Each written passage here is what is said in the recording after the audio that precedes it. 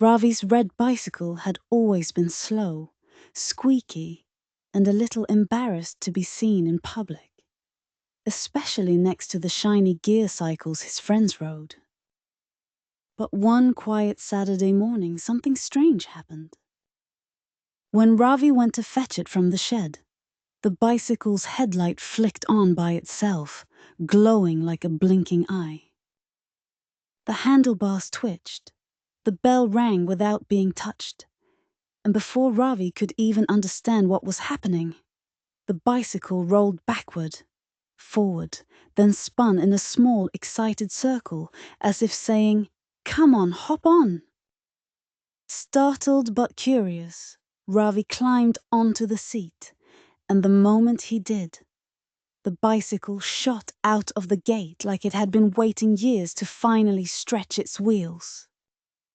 It sped through the neighborhood, taking turns Ravi never chose, zipping past familiar shops and old trees, the wind slapping his cheeks. Ravi kept shouting, "Where are you taking me? Slow down!" But the bicycle only chimed its bell in cheerful defiance. Their first stop was the crowded Sunday market. The bike squeezed between stalls and skidded to a dramatic stop beside a frightened toddler whose balloon had slipped from her hand and floated high above the rooftops. Somehow, the bicycle knew exactly where it landed, racing through alleys, jumping over a tiny ramp of crates, and catching the balloon in Ravi's outstretched hand just before it drifted into the river. When they returned it to the toddler, her mother thanked Ravi, but he knew this was the bicycle's doing. Before Ravi could even celebrate, the bicycle dinged twice and zoomed off again, this time toward the old riverside path. It stopped suddenly, throwing Ravi forward a little. There, half hidden in tall grass, was a shivering stray puppy tangled in fishing rope. Ravi gently freed the puppy, and the bicycle lowered itself like a seat, letting the puppy ride with them until they reached a local shelter.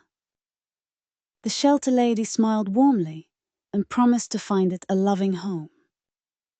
The bicycle's bell rang softly, almost proudly. But the day wasn't over. Once again, the bicycle took control, pulling Ravi toward the far edge of town, a place he had never explored.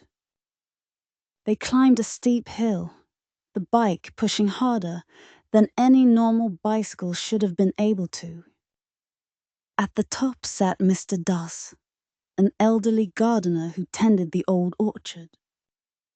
A storm the previous night had knocked over his bench and scattered his basket of tools. He tried lifting everything alone, but couldn't manage.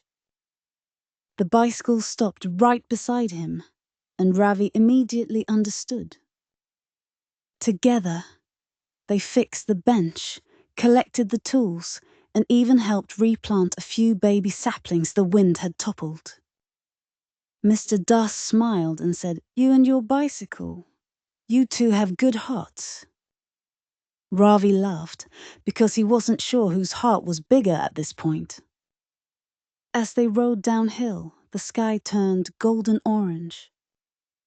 Ravi felt something shift. The bicycle wasn't just taking him to random places.